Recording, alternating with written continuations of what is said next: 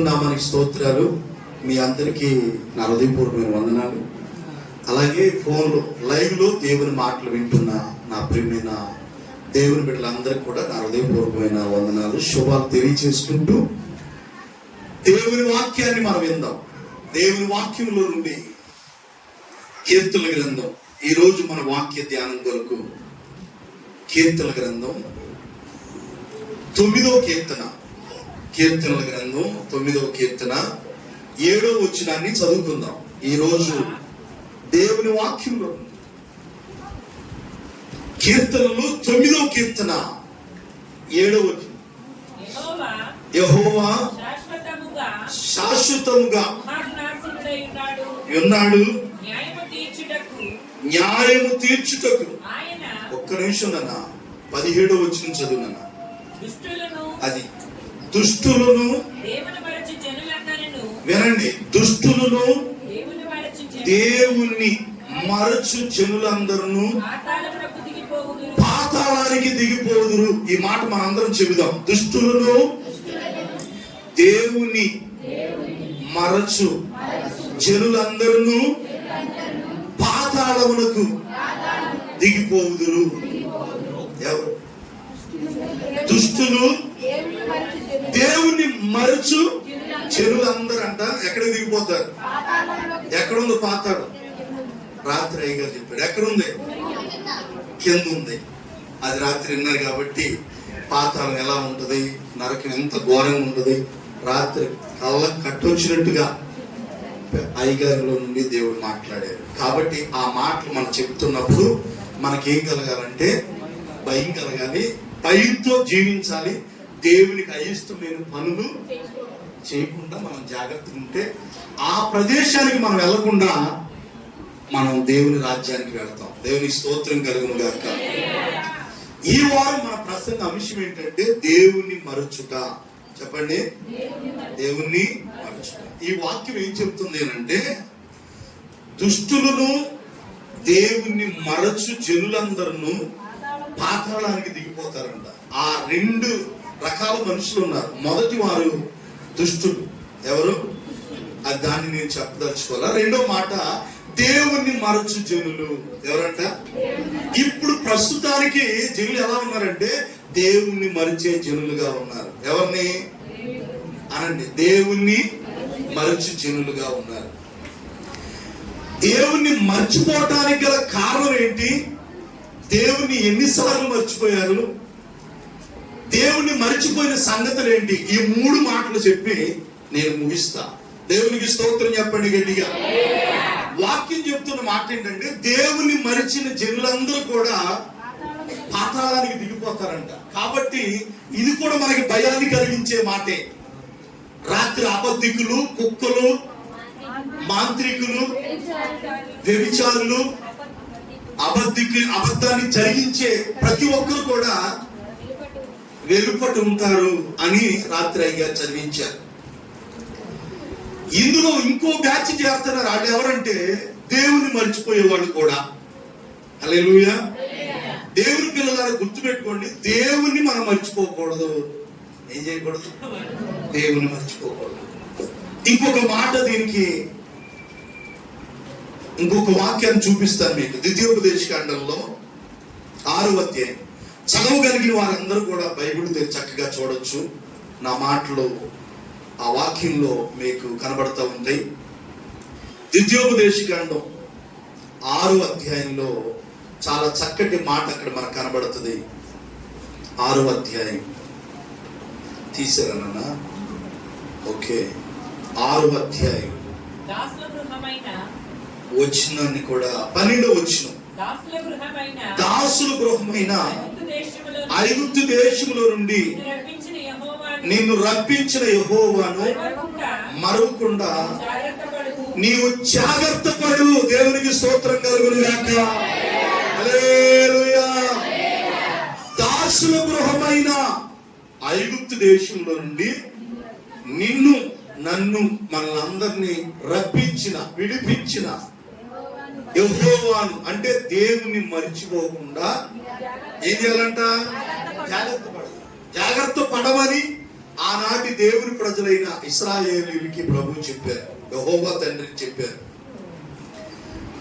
ముందే జాగ్రత్త పడమని చెప్పాడు. ఏమనంటే దేవుని మర్చిపోకుండా. దాసుల గృహం ఐగుప్తు దేశంలో మీరు ఉన్నారు, చీకట్లో, పాపంలో, శాపంలో బానిసలుగా ఉన్నారు. అక్కడి నుంచి మిమ్మల్ని రప్పించిన నీ దేవుడిని యెహోవాను మర్చిపోకుండా నీవు జాగ్రత్త పడు అన్నారు. జాగ్రత్త పడాలి. ఏ విషయంలోనంటే దేవుణ్ణి మర్చిపోకుండా మనం జాగ్రత్త పడాలి. చెప్పండి. ఈ అంచె దినాల్లో చాలా మంది ఏం చేస్తారంటే దేవుణ్ణి మర్చిపోతున్నారు. చెప్పండి అనండి. దేవుణ్ణి మర్చిపోయే వారి గతి ఎక్కడ ఉండదంటే పాతాళానికి దిగిపోతారంట.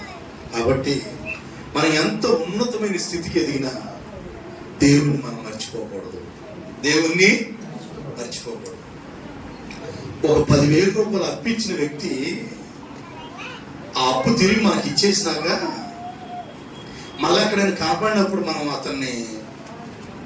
అతను చూసి చూడనట్టుగా అతనితో పలకరించుకుని ఉన్నాం అనుకో, ఇది ఎంత బాధ అనిపిస్తుంది, ఎంత బాధ. ఒక 10,000 అప్పిచ్చిన వ్యక్తి మనం కనపడినప్పుడు మనం పలకరించకపోతే, ఆయన అవసరం కొద్ది నన్ను నా దగ్గర అప్పుడు నాకు వచ్చాడు, ఇప్పుడు నేను కనబడినా పలకరించడానికి కూడా అతను మనసు అంగీకరించలేదు, చూసి చూడనట్టుగా వెళ్ళిపోతున్నాం అంటాం. సాధారణంగా ఇంకొక సందర్భంలో మనం వాడే మాట ఏంటంటే, ఈ మధ్య మమ్మల్ని మర్చిపోయారే మీరు అన్నట్టు మాట కూడా మనం వాడుతుంటాం. ఆచారం మనుషులు మర్చిపోతేనే మనకి ఎంత బాధ అనిపిస్తే, మనల్ని లోకంలో నుండి, పాపంలో నుండి, శాపంలో నుండి అన్ని విధాలు మనల్ని విడిపించి, మన దరిద్రతలో నుండి మనల్ని ఐశ్వర్యంలోకి తీసుకొచ్చి మనల్ని ఉన్నతమైన స్థితిలో నిలబెట్టిన దేవుడిని మర్చిపోతే దేవుడు బాధపడ్డా? నా ప్రశ్న. తప్పకుండా దేవుడు బాధపడతాడు. కాబట్టి దేవుణ్ణి మర్చిపోయే వారిగా మనం ఉండకూడదు. ఈ వారం దేవుడు నన్ను ప్రేరేపించాక మన మాట. ఒకవేళ ఇప్పటికీ నువ్వు దేవుణ్ణి మర్చిపోయిన వ్యక్తిగా, బహుశా ఈ లైవ్ లో కూడా దేవుని మాటలు వింటున్నా నా సహోదరి సహోదరులు ఎవరైనా దేవుణ్ణి మర్చిపోతున్నావేమో, దేవుణ్ణి మర్చిపోకుండా జాగ్రత్త కలిగి ఉండాలి. బైబిల్లో మర్చిపోయిన సంగతులు ఏమున్నాయో మొదటిగా మీకు చూపిస్తాను. బైబిల్ గ్రంథంలో మనం చూసినప్పుడు న్యాయాధిపతుల గ్రంథం 3వ అధ్యాయం 7వ వచనంలో అక్కడ రాయబడిన ఈ మాటే మనకు అక్కడ కనబడుతుంది. న్యాయాధిపతుల గ్రంథం 3వ అధ్యాయం 7వ వచనం, అట్లు ఇశ్రాయేలీయులు దేవుని యెహోవా సన్నిధిని దోషులై తమ దేవుడైన యెహోవాను ఏం చేశారంట? తన దేవుడైన యెహోవాను మర్చిపోయారు. అంటే దేవుడు ద్వితీయోపదేశకాండంలో ఏం చెప్పాడు? ఈ దేవుడిని యెహోవాను మర్చిపోకుండా జాగ్రత్త పడమన్నారు. ఇక్కడ ఎవరు రాయబడి ఉంది? వారు ఇశ్రాయేలీయులు యెహోవా సన్నిధిని దోషులై ఏమైపోయారు? దోషులైపోయారు. ఎవరికి? దేవుని సన్నిధిలో ఉన్నట వారు దోషులుగా మార్చబడి ఆ దేవుణ్ణి వాళ్ళు ఏం చేశారు? దేవుడైన తమ దేవుడైన యెహోవాను మరచి. అనండి, తమ దేవుడు మన దేవుడు.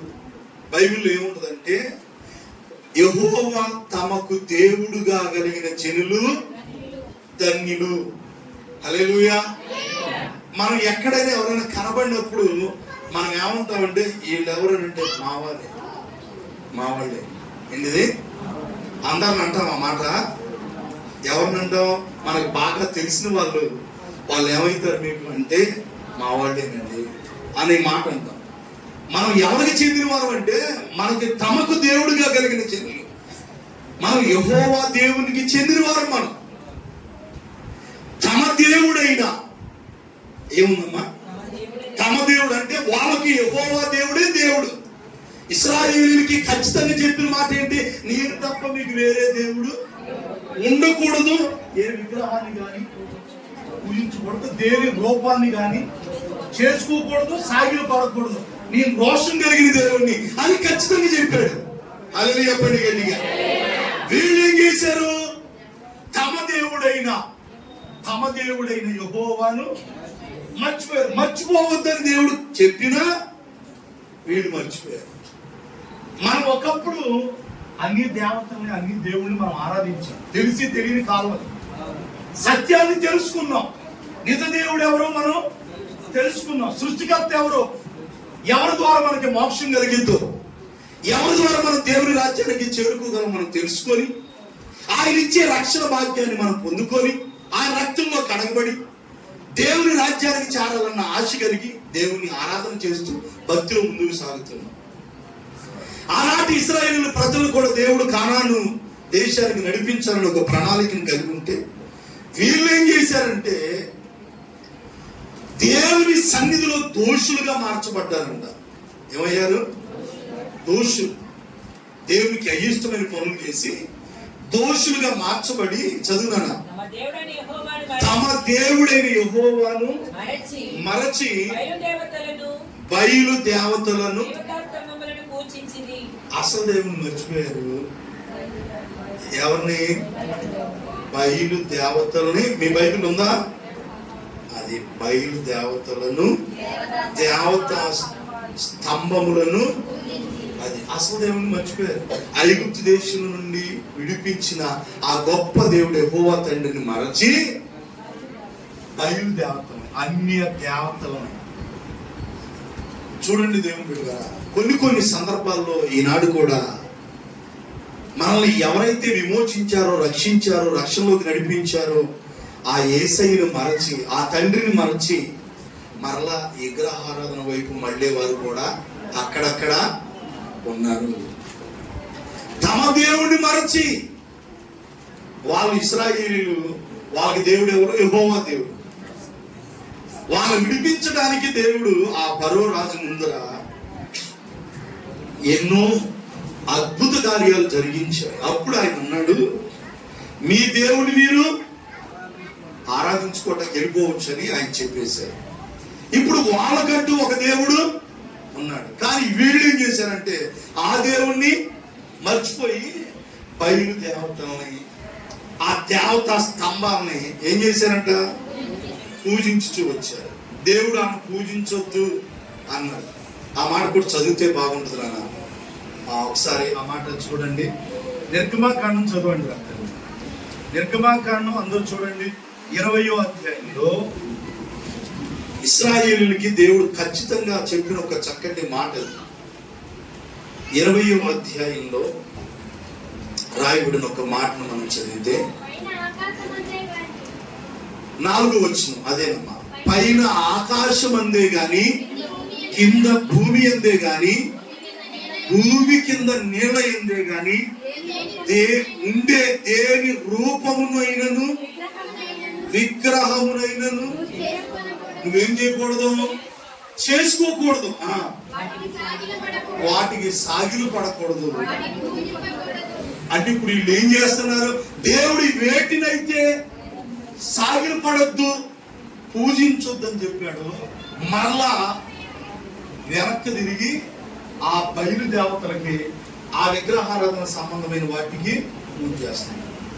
ఇప్పుడు కూడా అక్కడక్కడ కొందరు దేవుని మరచి మరలా లోకం వైపు వెళ్ళి లోక ఆచారాలు చేసేవాళ్ళు కూడా లేకపోలేదు. సహోదరుడా, ఇప్పటికీ నీవు ఆ స్థితిలో ఉంటే, ఎప్పటికైనా మించిపోయిందేం లేదు. దేవుని దగ్గర క్షమాపణ కోరుకొని మరలా దేవుని వైపుకి తిరుగు. దేవునికి స్తోత్రం కలుగును గాక. ఏలియా కాలంలో కూడా జనులు ఎలా ఉన్నారు? 2 తలాంతుల మధ్యలో తడబడుతున్నారంట. ఏలియా అప్పుడు నిలబడి, కొన్నాళ్ళు ఏమో యెహోవా దేవుడు అంటారు మీరు, కొన్నాళ్ళు ఏమో బయలు దేవుడు అంటారు మీరు. ఈ రోజు అక్కడ ఇంటో మనం తేల్చుకుందామండి అంటే, మీరు 450 మంది ఒకవైపు నిలబడి, నేను ఒక్కడే. ఈ రోజు అటు ఇటు మనం తేలిపోవాలా, బయలు దేవుడా యెహోవా దేవుడా, తేల్చుకుందాం మనం అన్నది ఒక సవాలుగా. ఇప్పుడు లోక దేవతల్ని, లోక విగ్రహాలు వద్దనుకొని మనం సజీవుడైన దేవుణ్ణి ఆరాధించడానికి మనం వచ్చాం. మాట్లాడే దేవుణ్ణి ఆరాధించాలి. మరలా మనం ఏం చేస్తామంటే అసలు దేవుని మర్చిపోయి ఏం చేస్తున్నాం? లోక సంబంధమైన వాటి దగ్గరికి వెళుతున్నాం. దేవుని షడ్రక, మేషక, అబేద్నెగో అనే 3 భక్తులు ఒక బంగారు ప్రతిమని నిలబెట్టి దానికి మొక్కమంటే మేము మొక్కమని ఖచ్చితంగా చెప్పేశారు. ఒకసారి ఆల్రెడీ తెలియక రాళ్ళకు ముఖ్యం, రప్పులు ముఖ్యం, విగ్రహాలకు ముఖ్యం, వాటికి వీటికి అన్నిటికీ ముఖ్యం. అవన్నీ అయిపోయింది. మళ్ళా తిరిగి మనం వాటి వైపు తిరగకూడదు. దేవునికి స్తోత్రం కలుగును గాక. రెండు తలాంతుల మధ్యలో మనం ఉండటానికి నీవు వాటిని చేసుకునకూడదు, వాటిని పూజింపకూడదు. ఏలైనగా నీ దేవుడైన యెహోవానగు నేను రోషం గల దేవుడును, నన్ను ద్వేషించి వారి విషయంలో 3-4 తరాల వరకే తండ్రుల దోషం కుమారుల మీదకి రప్పిస్తాను. హల్లెలూయా. ఎవరి దోషం ఎవరి మీదకి? తండ్రుల దోషం వాళ్ళ కుమారుల మీదకి. ఎవరైతే నన్ను అసహించుకుంటారో, ఎవరైతే నన్ను ద్వేషిస్తారో ఆ తండ్రుల దోషాన్ని ఆ కుమారుల మీదకి 3-4 తరముల వరకు నేను రప్పిస్తానంటున్నాడు దేవుడు. కాబట్టి దేవుడిని ద్వేషించే వారిగా మనం ఉండకూడదు. హల్లెలూయా. కాబట్టి దేవుని న్యాయాధిపతుల గ్రంథంలో మనం చూస్తుంటున్నప్పుడు ఆనాటి దేవుని ప్రజలుగా పిలువబడిన వాళ్ళు తమ దేవుడిని యెహోవాను మరచి బయలు దేవతల్ని పూజించుచు ఆ దేవతను పూజించుచు వచ్చారు. ఆ దేవతా స్తంభాలు పూజించారు. 6వ వచనం న్యాయాధిపతుల గ్రంథంలో మనం చూసినప్పుడు వాళ్ళ పిల్లలతో సహా పెరిచీలు, హివీలు, యెబూసీలను జనముల మధ్య నివసించుచు వారి కుమార్తెలు పెళ్లి చేసుకొనుచు వారి కుమారులకు తమ కుమార్తెలను ఇచ్చుచు వారు దేవతలు. అంటే వీళ్ళ పిల్లల్ని ఎవరికి ఇస్తున్నారు? అన్యుల దేవతలు. ఆ అన్యులు వాళ్ళకి వివాహాలకు ఇచ్చి అన్యులకి వివాహాలు చేసుకొని వాళ్ళు ఎవరినైతే పూజిస్తారో మనవులు కూడా ఏం చేశారు? వాళ్ళు ఆరాధించే వాళ్ళని పూజించడం మొదలు పెట్టారండి. ఈయన కూడా పెళ్లికి ఇస్తూ పెళ్లిళ్ళు చేసుకుని విగ్రహాల సంబంధమైన వాళ్ళని పూజిస్తున్నారు. వాళ్ళని ఇటువైపు తిప్పాల్సింది పోయి వీళ్ళు ఏం చేశారు? అటువైపు తిరిగి బయలుదేవుని ఆరాధిస్తే జరిగిన విషయం ఏంటంటే వాళ్ళు ఎప్పుడైతే యెహోవాను మరచి బయలుదేవతల్ని పూజించారో 8వ వచనం చదువున్నారు. అందరు గూర్చి యెహోవా కోపము చాలిగా. దేవునికి స్తోత్రం చెప్పండి గట్టిగా. ఇశ్రాయేలీయుల మీద ఏమొచ్చిందంట? కోపం మండిందంట. ఏమైంది? ఉందా? ఎప్పుడు మండింది? దేవుణ్ణి మరిచిపోయినప్పుడు, దేవుణ్ణి మరిచి అన్య దేవతల్ని, బయలుదేవతల్ని, ఆ స్తంభాలు పూజించినప్పుడు ఏమొచ్చింది? దేవునికి, ఇశ్రాయేలీయుల మీద దేవుని కోపం మండింది. అంటే ఇప్పుడు నేను కూడా ఈ వాక్యం వింటున్న మనం దేవుణ్ణి మరచి మళ్ళా లోకం వైపు వెళ్ళామనుకోండి, మనం మళ్ళా ఏ విగ్రహారం చేయట్లేదు కానండి. మళ్ళా మనం ఎలా అర్థం చేసుకోవాలంటే ఇది మళ్ళా మనం లోక ఆశల వైపు, లోక కోరికల వైపు, అన్య దేవతల ఆచారాల వైపు మనం తిరిగామనుకోండి, ఆనాటి ఇశ్రాయేలు ప్రజల మీద దేవుని కోపం మండినట్లుగా మన మీద కూడా సేమ్ అలాగే దేవుని కోపం మండింది. దేవునికి స్తోత్రం కలుగును గాక. షడ్రకు, మేషకు, అబేద్నెగోల వలె చావనైనా చస్తాం గాని నువ్వు నిలబెట్టిన విగ్రహానికి మేము మొక్కమని ఒక గట్టి తీర్మానం చేసుకోవాలి. ఎక్కడ అవకాశం ఉంటే అక్కడ, ఎక్కడ ఎవరు కనపడితే అక్కడ చెంపలు వేసుకుంటా అందరి దేవుళ్ళు అన్నట్టు. ఎక్కడ ఏదైతే అక్కడ పెద్దోళ్ళు అంటారే, ఎక్కడ ఏ పాట పాడాలో సరిగ్గా రావట్లేదు. అదేనా? ఎక్కడ ఏది చేయాలో అక్కడ చేస్తే అలా ఉండవు. అలా ఉండటానికైతే ఇక్కడికి ఎందుకు రావటం? దేవునికి స్తోత్రం చెప్పండి గట్టిగా. అంటే ఉండొచ్చుగా. దేవుని కోపం రప్పించు. విగ్రహాల వైపు, అన్ని ఆచారాల వైపు మనం తిరగకూడదు. ఎందుకంటే దేవుని కోపం మండుతుంది. వస్తా వస్తా ఇక్కడ ఆదివారం ఆరాధన కావాలా, ఇటు దేవుడి సన్నిధి కావాలా, మళ్ళీ ఇంకెక్కడికన్నా అంటే ఇప్పుడు ఆ మధ్య ఒక అమ్మగారు వచ్చి ఏ పొట్టులో ఏ పొలం ఎక్కడ ఏముండదు అని ఎక్కడెక్కడికో అన్ని చేస్తున్నాం మనం. ఆనాటి ఏరియా కాలంలో లాగా 2 తలాంతుల మధ్య అటు ఇటు ఊగిసలాడుతూ ఉంటాం మనం ఆనాటి భక్తులాగా దేవుని మీద పరిపూర్ణమైన విశ్వాసం కలిగి ఉంటే అప్పుడు జరిగించిన కార్యాలు ఇప్పుడు కూడా జరిగించడానికి దేవుడు సమర్థుడు. హల్లెలూయా చెప్పండి గట్టిగా. మేము సేవించుచున్న దేవుడు ఏముంటది అక్కడ? మేము సేవించుచున్న అంటే మేము ఆరాధిస్తున్నటువంటి దేవుడు ఎవరునంటే మండుచున్న వేడిమి గల ఈ అగ్నిగుండంలో నుండి తప్పించడానికి సమర్థుడు. తప్పించకపోయినా పర్వాలేదు కానీ నీకు జవాబు చెప్పాల్సిన అవసరం ఇప్పుడు అడుగుతున్నావు కాబట్టి, రాజు కాబట్టి నేను గౌరవం చెప్తున్నా. మేము మొత్తం ఇక్కడ అదే సమాధానం. నా మాటగా లెక్క చేయట్లేదు. వీళ్ళు కళ్ళకావరం ఎక్కువైపోయినట్టుంది. 7 అంతలు చేశారంట. ఎన్నంతలో వేసుకున్నారు. కానీ వాళ్ళ విశ్వాసం గొప్పది. వాళ్ళు నమ్మిన దేవుడు మనం ఇప్పుడు నమ్ముకున్నాం. ఆ దేవుడే రక్షిస్తాడన్న వాళ్ళ విశ్వాసం వాళ్ళు రక్షించింది అంతే. ప్రభు స్తోత్రం చెప్పండి గట్టిగా. ఆ వెంట్రుకలు గాని వాసన కూడా మనం కూడా భ్రష్టులుగా అటు ఇటుగా ఉండకూడదు. అమ్మా సాత్వికి నీ మనవడంకే చెప్తున్నారు అందరూ అటు అటు. హల్లెలూయా. ఆ తల్లికి అప్పగించు. ఓకే అమ్మా చూడొచ్చు, నేను ఏమనట్లేదు. వాక్యం వినండి. దేవుని స్తోత్రం కలుగును గాక. దేవుని మరచి అన్ని ఆచారాలు విగ్రహాల వైపు మనం తిరిగితే దేవుని కోపం మండుతుంది. ఆనాడు కూడా వాళ్ళని తిరగటానికి అవకాశం కలిగించిన మేము సాగిలపడం. మాకు దేవుడు ఒక ఆజ్ఞ. దేవునికి స్తోత్రం కలుగును గాక. ఇంకొక ఉదాహరణ మీకు చూపించి నేను ముందుకు వెళ్తాను. ఇంకొద్ది మాటలు చెప్తాను, నేను ముగిస్తా. దేవునిని మరిచిపోవద్దు మనం. అదే ఈ వారం మన ప్రసంగాంశం. ప్రభు స్తోత్రం చెప్పండి గట్టిగా. ఇశ్రాయేలీలు ఏం చేశారు? తమ దేవుడైన యెహోవాను యేసయ్యని మరచి ఎవరిని సేవించారు.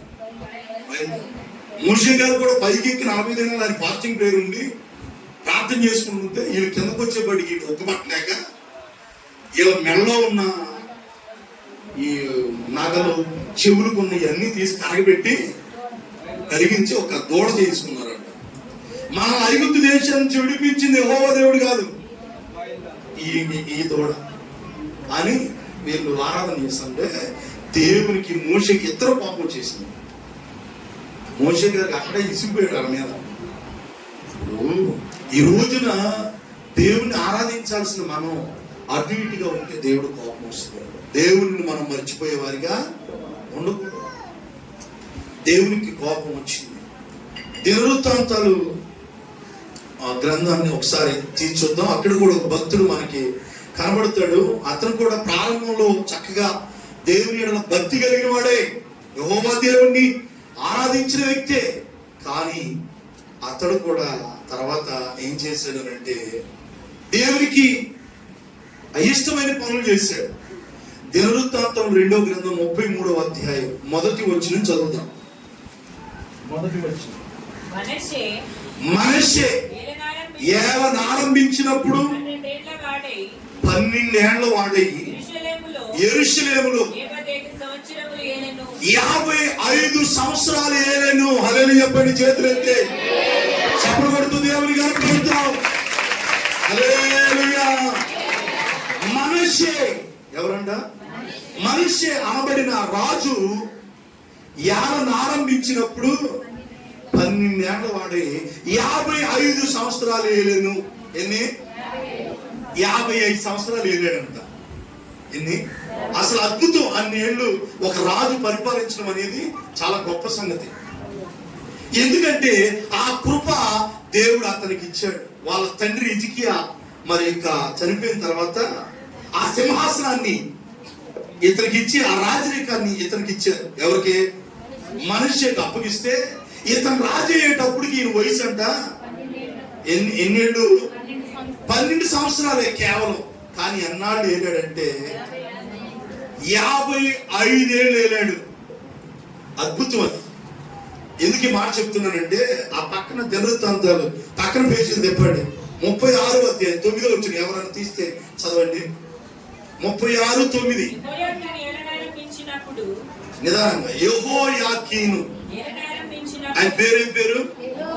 యెహోయాకీను ఏలన ఆరంభించినప్పుడు అప్పుడు ఆయన వయసు ఎంత అంటే ఈ రాజుకి 8 ఏళ్ళ వయసు. యెరూషలేములో ఎన్ని?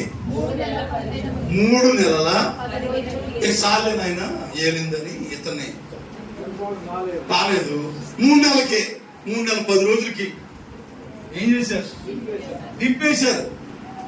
ఎందుకంటే కింద ఉంది, అతడు యెహోవా దృష్టికి చదువమ్మా చెడు నడత నడిచాను. అందుకని 3 నెలల 10 రోజులకి. మనిషి ఎన్నాళ్ళు ఏలాడు? 55. ఈయన ఏలాడు యెహోయాకీను 3 నెలల. ఆయన అన్ని సంవత్సరాలు ఆడటం ఏంటి? ఈయన 3 నెలల 10 రోజులకే దిగిపోవడం ఏంటంటే, మనిషి రాజు ప్రారంభంలో దేవునికి అనుకూలంగా హిజ్కియా ఏ దేవుణ్ణి అయితే వాళ్ళ తండ్రి ఆరాధించాడు, యెహోవా దేవుణ్ణి, అదే దేవుణ్ణి ఈయన కూడా ఆరాధించి దేవునికి అనుకూలంగా ఉన్నప్పుడు ఇతని సింహాసనాన్ని దేవుడు ఏం చేశాడంటే స్థిరపరిచాడు. 55 ఏళ్ళు ఇతనికి ఎదురు లేకుండా ఏళ్తానే ఉన్నాడు. 55 ఏళ్ళు అయిన తర్వాత మనోడికి మొదలైంది ఇక లూసిఫర్. ఇక మనోడికి మొదలయ్యి వాళ్ళ తండ్రి పడగొట్టిన వాటిని మనోడు మళ్ళీ కట్టిస్తున్నాడంట. జబ్బు మొదలైంది ఇక. ఒకప్పుడు వద్దనుకున్న వాళ్ళ నాన్నగారు ఏం చేశారు? 3వ వచనం చదువునా అమ్మా, 2 నుంచి చదివితే బాగుంటది. ఇతడు ఎవరు? ఈ మనిషి రాజు ఇతడు ఇశ్రాయేలుల ఎదుటి నుండి యెహోవా వెళ్ళగొట్టిన. యెహోవా ఆల్రెడీ దేవుడు ఏం చేశాడు? వాటిని వెళ్ళగొట్టేశాడు. ఈయనేం చేస్తాడంటే బుద్ధిహీనంగా యెహోవా వెళ్ళగొట్టిన అన్యజనులు చేసిన ఏ క్రియలు అంటే దేవునికి ఇష్టం లేని క్రియలను అనుసరించి చెడు నడత నడిచిన. ఎలాగా? ఇతడు తన తండ్రి అయిన హిజ్కియా పడగొట్టిన. ఆయన పడైతే ఈయనేం చేస్తున్నాడు? మళ్ళా హిజ్కియా పడగొట్టిన ఉన్నత స్థలమును తిరిగి కట్టించి బయలు దేవతకి బలిపెట్టాలని ఈయన కూడా చేసిన బుద్ధిహీనమైన పని అది. అక్కడ ఇశ్రాయేలీయులు దేవుడు మర్చిపోయి బయలు దేవతని వాటికి స్తంభాలను వాళ్ళు పూజించారంట. మనిషి రాజు కూడా సేమ్ అదే చేస్తున్నాడు. ఈయన కూడా దేవుడిని యెహోవాను మర్చిపోయి వాళ్ళ తండ్రి అన్ని దేవతల బలిపీఠాలన్నింటినీ ఏం చేశాడు? అయ్యా మన దేవుళ్ళు ఇవి కాదు, మన బలిపీఠాలు ఇవి కాదు, మన యెహోవా దేవుడు మనకున్నాడు, మనకి ఈ విగ్రహాల సంబంధమైన బలిపీఠాలు మనకు వద్దని ఆ తండ్రి పడగొట్టేశాడు. ఇప్పుడు వాస్తవానికి నాన్న సేవ మొదలు పెట్టాడు. నేను దీన్ని ఏం చేస్తున్నా? కొనసాగిస్తున్నా. నేను సేవ మొదలుపెట్టి నేను ఇక్కడ వేరే చెట్టు ఎలా ఉంటుంది బాగుంది కదా. ఇతను ఏం చేశాడంటే వాళ్ళ తండ్రి హిజ్కియా పడగొట్టేసి అన్ని దేవతల విగ్రహాలని ఈయన మళ్ళీ అవి నిలబెట్టినారంటే ఎక్కడ? దేవుని మందిరంలో అన్ని దేవతలను బలిపెట్టాలి మళ్ళా తిరిగి కట్టించి దేవుని దృష్టికి ఏం చేస్తున్నాడు? చెడు నడుతున్నాడు. మేము ఎక్కడ ఆడుతున్నాం అయ్యారని మీరు అనొద్దు. మీరు వేరే విధంగా మీరు అర్థం చేసుకోవాలి. మనకు అయ్యి వద్దని వచ్చేసాం మన వాళ్ళు. మళ్ళా ఏం చేస్తామంటే లోకాశుల వైపు అప్పుడప్పుడు విగ్రహాల వైపు అక్కడక్కడికి మనం వెళ్ళకూడదు అని దేవుడు చెప్తున్నాడు. అందుకే దేవతల్ని మళ్ళా మనం నిలబెట్టకూడదు. పడగొట్టిన వాటిని అసహించుకున్న వాటి వైపు మళ్ళీ మనం జరగకూడదని చెప్తున్నాడు. అదే వాక్యం మీకు వివరంగా అర్థమైపోతుంది. అక్కడ బయలు దేవతలకు బలిపీఠాలు నిలిపి దేవతా స్తంభాలు చేయించి అయ్యే ధ్వజ స్తంభాలు దేవతా స్తంభాలు చేయించి ఆకాశ నక్షత్రాలన్నీ మర్చిపోయాడు. ఇప్పుడు ఎవరిని పూజిస్తున్నాడు? అసలు మాట్లాడి సజీవుడైన జీవం కలిగిన దేవుడు మర్చిపోయి ఆకాశ నక్షత్రాలని ఆటిని వీటిని రామని విగ్రహాలని పూజించడం ఏంటంటే ఇది అవివేకం కాకపోతే ఈనాడు కూడా జనులు ఇలాంటి వాటినే చేస్తున్నారు. హల్లెలూయా చెప్పండి గట్టిగా. ఒక మాట మీకు చూపించి నేను ముందుకెళ్తాను అంటే చాలా చెబుదాం అనుకున్నాను, ముగించను అని చూపిస్తాను. కీర్తన గ్రంథం ఒక 5 నిమిషాల్లో ముగిస్తా. ప్రభు స్తోత్రం చెప్పండి గట్టిగా. హల్లెలూయా. 115వ కీర్తన అంటే ఇది లైవ్ లో మనోళ్ళు మళ్ళా టెలికాస్ట్ పెడతారు కాబట్టి నేను కొన్నిటిని చెప్పకూడదు, ఎందుకంటే ఎవరి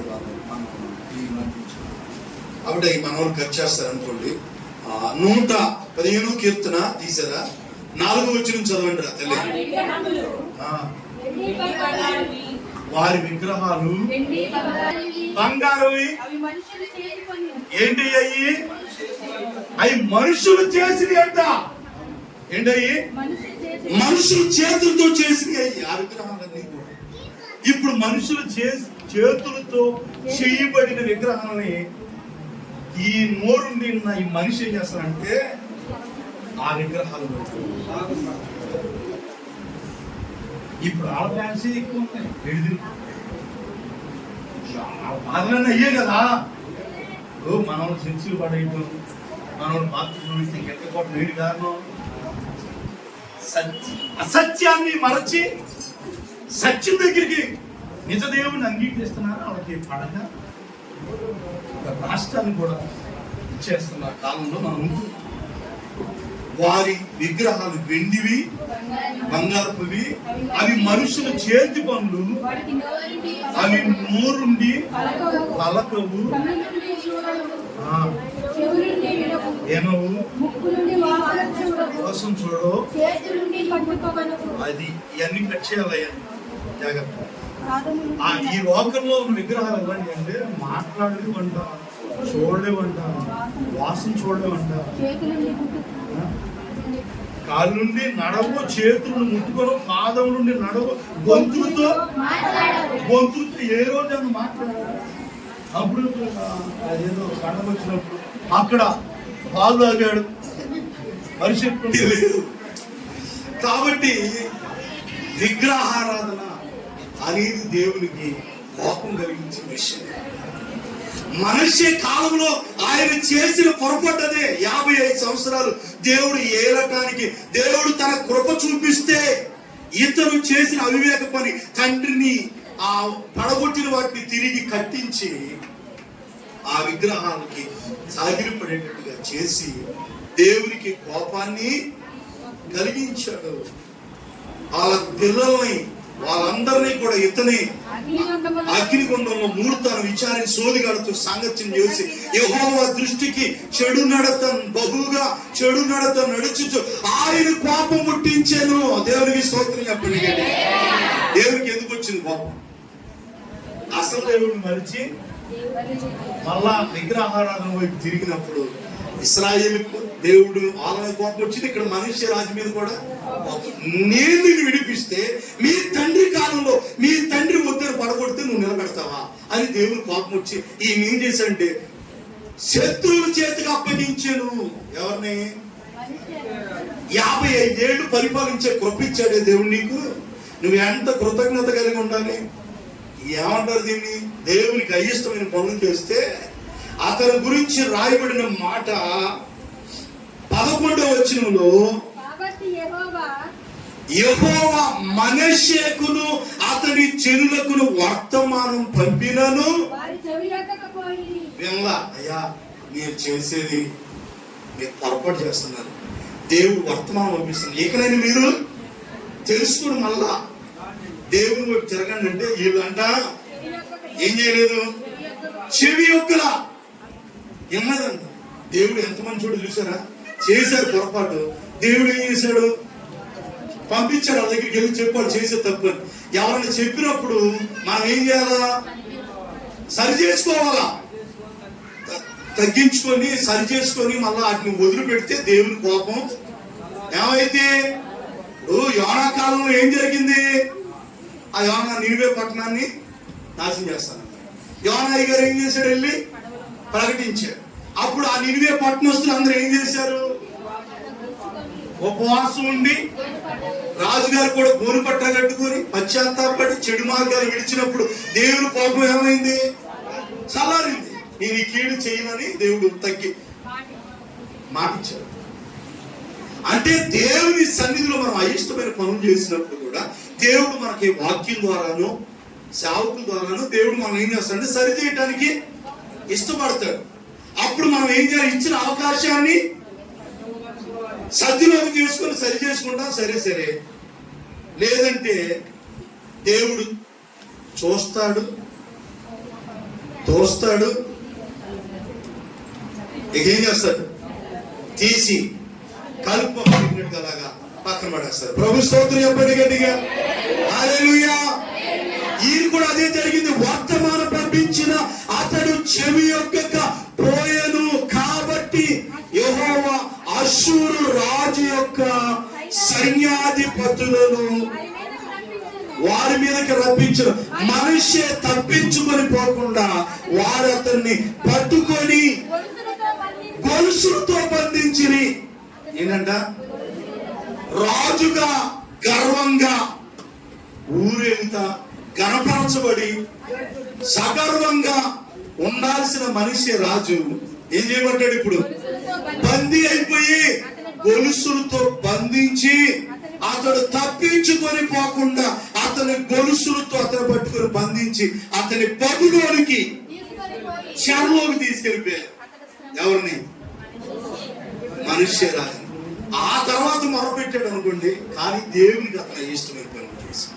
కాబట్టి ముగింపులో చెప్పే మాట, దుష్టులను దేవునిని మరచు జనులందరూ పాతాళానికి. ఎవరెవరు మర్చిపోయారు? ఇశ్రాయేలీయులు దేవుణ్ణి మర్చిపోయి ఎవరిని సేవించారు? అప్పుడు దేవునికి ఏమొచ్చింది? కోపం వచ్చింది. మనుష్య రాజు ఏం చేశాడు? యెహోవా దేవుడు మర్చిపోయి ఈయన కూడా. కాబట్టి నేను చెప్పే మాట ఇంకా చాలా ఉన్నాయి, వచ్చే వారం కంటిన్యూ చేద్దాం ఇదే వాక్యాన్ని. దేవుణ్ణి మర్చిపోకుండా మనం అందరం జాగ్రత్త పడదాం. ప్రభువా నిన్ను మర్చిపోను నేను అని ఒక తీర్మానం చేసుకుందాం. దేవుడి మాటలు దీవించునుగాక. చిన్న ప్రార్థన చేస్తా. పరిశుద్ధుడా, ప్రేమ కలిగిన తండ్రి, నీకు వందనాలు. అందరూ నోరు తెరిచి ప్రార్థన చేద్దాం.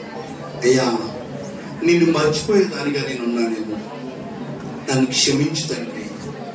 అయ్యా, ఆనాటి నీ ప్రజలైన ఇశ్రాయేలు మీరు చెప్పారు, దాసుల గృహమైన ఐగుప్తు దేశంలో నుండి నిన్ను రప్పించిన నీ దేవుడిని యెహోవాను మర్చిపోకుండా జాగ్రత్త పడు అని మీరు ఇశ్రాయేలు జనాంగానికి తెలియపరిచారు. కానీ